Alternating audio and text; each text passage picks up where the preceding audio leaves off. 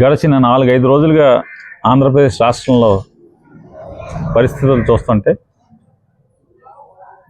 నారా చంద్రబాబు నాయుడు గారు ఆదేశాలు ఇస్తాడు. లోకేష్ నాయుడు అలాగే ఈ రాష్ట్ర డీజీపీ, ఇంటెలిజెన్స్ డీజీపీ, అలాగే లా అండ్ ఆర్డర్ డీజీపీ ఈ ముగ్గురు కలిసి దాన్ని నిర్భయంగా నిర్లజ్జగా అమలు చేయటం. ఎంత అంటే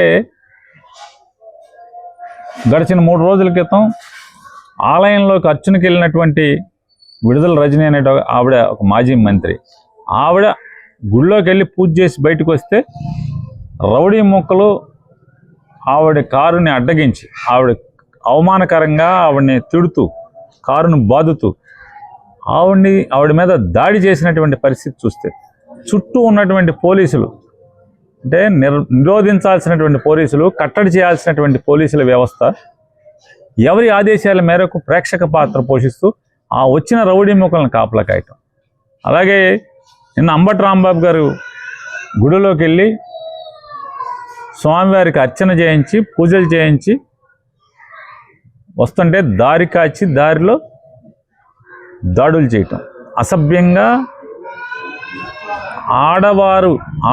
ఆడవారు కూడా, స్త్రీలు కూడా అంటే నోటితో పలకలేనటువంటి దూషణలతో రాంబాబు గారిని తిడితే ఏం చేస్తాడు? మనిషిగా దారి కాచి కొన్ని అవతలోళ్ళు మతిస్థిమితం లేనోళ్ళు, మెంటలోళ్ళు అనుకుంటే మనకెందుకులే మెంటలోళ్ళతో అని చెప్పి వెళ్ళిపోవచ్చు. కానీ వాళ్ళు బాధ్యతాయుతమైనటువంటి నామినేటెడ్ పదవుల్లో ఉండి, లేదా పార్టీల్లో విశిష్టమైనటువంటి అధికారాలు ఉండి రాజకీయం చేస్తున్నటువంటి తెలుగుదేశం నాయకులు కర్రలతో యథేచ్ఛగా చూడండి.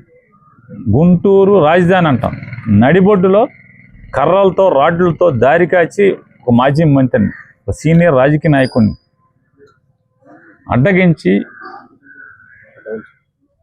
హత్యాయత్నం చేసే పరిస్థితి వస్తే అతన్ని అసభ్యకరంగా ఆడవాళ్ళ చేత అనరాని మాటలు అనిపించి ఆ రాంబాబు గారి తల్లిని, రాంబాబు గారి శ్రీమతిని దూషణగా పచ్చి బూతులు తిడుతుంటే ఏం చేస్తాడు? మనిషిగా తిరగబడి 4 మాటలు మాట్లాడితే దాన్ని చంద్రబాబు గారిని ఆపాదించి చంద్రబాబు గారిని మాట్లాడు.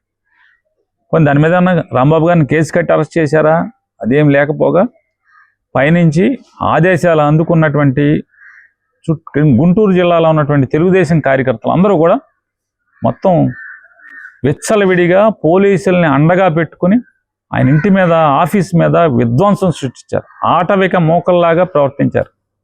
అతన్ని హత్యాయత్నం చేశారు. కానీ పోలీసులు ప్రేక్షక పాత్ర వహిస్తూ వచ్చిన మోకలకి కాపు కాసినటువంటి పరిస్థితులు. ఆఖరికి ఈ రాష్ట్రంలో ఉన్నటువంటి టీవీ ఛానల్స్లకు కూడా ఆ వాయు వరుసలు లేకుండా, జ్యోతి, ఆర్టీవీ, TV9 వారు వీరేం లేకుండా అందరినీ కూడా దేహశుద్ధి చేసి ఈ రాష్ట్రంలో ఆ జరుగుతున్నటువంటి విధ్వంసం లైవ్లో ఎక్కడ కనపడనివ్వకుండా చేసేదానికి, రికార్డులు అంటే ఎక్కడ కూడా విజువల్గా ఎక్కడ కనపడకూడదని చెప్పి దాడులు చేయటం, ఇవన్నీ కూడా పైనుంచి ఆదేశాలు. రాష్ట్ర డీజీపీ కూర్చునే కుర్చీకి, అతని కాపురం ఉండే చోటికి ఎంత దూరం? 30-40 కిలోమీటర్ల దూరంలో ఇంత విధ్వంసం జరుగుతుంటే వేలాది మందిగా, అంటే ముందు ఒక 500, 1000 నుంచి 1000, 1000 నుంచి 1500, 1500 నుంచి 2000 లారీలు పెట్టి, బస్సులు పెట్టి, కారులు పెట్టి పోగేసి తీసుకొచ్చి గుంటూరులో ఆ విధ్వంసం చేస్తే, మళ్ళీ ఈ రోజున జోగి రమేష్ గారు, ఆయన భార్య, కొడుకులు కలిసి తంబళపల్లిలో వాయిదా ఉండటం వల్ల రేపు ఇవాళ దారిలో శ్రీశైలం కానీ టెంపుల్స్ అన్నిటికి వెళ్ళి తంబళపల్లి చేరుకుంటే ఇంటి దగ్గరికి వెళ్ళి పెట్రోలు, డీజిలు చుట్టినటువంటి గుడ్డలు, బాటిల్స్తో ఆ వరండాలోకి ఇసిరి ఆ ఇల్లు తగలబెట్టేటువంటి కార్యక్రమం చేయటం, ఇంటిని గేటును తన్నే కార్యక్రమం. పోలీసులు ఏం చేస్తున్నారు అంటే ప్రేక్షక పాత్ర చూస్తున్నారు. వైసీపీ వాళ్ళు దాన్ని అడ్డుకుంటాకి వెళ్తుంటే వాళ్ళని లాఠీ చార్జ్ చేస్తారు పోలీసులు. అసలు ఈ రాష్ట్రంలో ఏం జరుగుతుంది అనేది, అంటే ఇవాళ జరుగుతున్నటువంటి ఈ ఉద్దేశపూర్వకం ప్రభుత్వం చేస్తున్నటువంటి రాజ్యహింస, ముఖ్యమంత్రి నాయకత్వంలో, ముఖ్యమంత్రి ఆదేశాలతో జరుగుతున్నటువంటి రాజ్యహింస, దాన్ని ఎలా కంట్రోల్ చేయాలి? వెంటనే పంపించాలి. లేకపోతే కనుక వేలాది మంది ప్రాణాలకి ఇవాళ ముప్పు వచ్చే పరిస్థితులు ఉన్నాయి. ఇవాళ రాష్ట్రపతి పాలన విధించడానికి సంపూర్ణంగా అవకాశం ఉన్నటువంటి రాష్ట్రం ఆంధ్రప్రదేశ్ రాష్ట్రం. వైఎస్ఆర్ కాంగ్రెస్ పార్టీ తరఫున డిమాండ్ చేస్తున్నాం, రాష్ట్రపతి వాళ్ళని విధించాలని చెప్పని, తక్షణమే కేంద్ర ప్రభుత్వం బలగాల్ని పంపించాలని చెప్పని. ఇవాళ లోకేష్ అలాగే చంద్రబాబు నాయుడు గారు వీరిద్దరి యొక్క తప్పుడు పరిపాలనతో ఇవాళ వైఎస్ఆర్ కాంగ్రెస్ పార్టీ నుంచి ఎవరెవరైతే ప్రశ్నిస్తున్నారో, ఎవరెవరైతే గట్టిగా ఈ ప్రభుత్వాన్ని నిలదీస్తున్నటువంటి వారిని, ప్రశ్నించినటువంటి వారిని ప్రతి ఒక్కరిని కూడా ఈ రకమైన ఆటవిక దాడులు చేస్తూ, ఇల్లు ధ్వంసం చేస్తూ, దహనాలు చేస్తూ, పోలీసులను అడ్డంగా పెట్టుకుని, పోలీసుల సమక్షంలో పెట్టుకుని ఇవాళ ఏమనాలి? ఇవాళ పోలీసు వ్యవస్థ కింద ఎవరిని అడిగినా కూడా ఏం చేయము సార్, పైనుంచి ఈ దుర్మార్గం ఏం కూడా సత్సనం ఏం చేస్తాం, ఉద్యోగాన్ని వదులుకోలేం. కానిస్టేబుల్స్ దగ్గర నుంచి సబ్ ఇన్స్పెక్టర్స్ దగ్గర నుంచి సిఐల వరకు అందరూ కూడా, డిఎస్పీల దగ్గర నుంచి ప్రతి ఒక్కరు కూడా పైనుంచి ఆదేశాలు ఉంటున్నాయి, నోరు మూసుకోండి చూడండి అని చెప్పి పైనుంచి ఆదేశాలు ఉంటున్నాయి వాళ్ళు చెప్తున్నారు. పోలీసుల్ని ఇంత నిర్వీర్యం చేస్తున్నటువంటి ఈ రాష్ట్ర డీజీపీ గారు, ఇంటెలిజెన్స్ డీజీపీ గారు, ఇది కరెక్టా?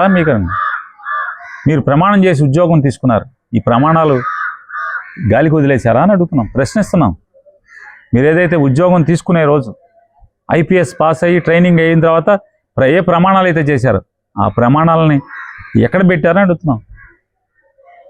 చివరికి ఎట్లా అంటే ప్రజలందరి కళ్ళకి మీరు వేసుకున్న కాకి యూనిఫామ్ కూడా పసుపచ్చగా కనపడే పరిస్థితిలో మీరు డీజీపీ గారు, ఇంటెలిజెన్స్ డీజీపీ గారికి ఎట్లా యూనిఫామ్ ఉండదు అనుకోండి. ప్రజలు మాట్లాడుకునేటువంటి పలచనగా మాట్లాడుకునేటువంటి రీతిలో మీరు వ్యవహరించటం, ఈ రాష్ట్రాన్ని అంటే మీరు కాపాడాల్సినటువంటి మీరే భక్షకులుగా మారి రాక్షసులకు తోడుగా మీరు వంత పాడుతుంటే ఏం చేయాలి? అందుకే డిమాండ్ చేస్తున్నాం, రాష్ట్రపతి పాలన విధించాలి, తక్షణమే కేంద్ర ప్రభుత్వ బలగాల్ని ఆంధ్రప్రదేశ్ రాష్ట్రానికి పంపాలని చెప్పని మేము మోడీ గారిని అట్లా కేంద్ర ప్రభుత్వాన్ని కూడా డిమాండ్ చేస్తున్నాం.